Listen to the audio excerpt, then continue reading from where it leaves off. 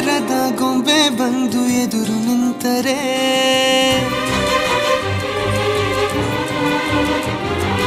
ಎಳೆ ಹುಡುಗನ ಹೃದಯವೀಗ ಸೋಲಲಾರದೆ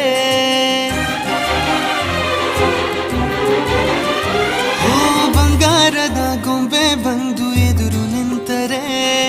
ಎಳೆ ಹುಡುಗನ ಹೃದಯವೀಗ ಸೋಲಲಾರದೆ ಕಣ್ಣು ಹೊಳೆವ ಚಾಳಿ ಶುರು ಕನಸ ದಾಳಿ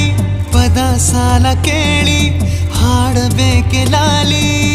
ನಗುವಿನ ಚಾಟಿ ಏಟ ತಡೆಯಲಿ ಹೇಗೆ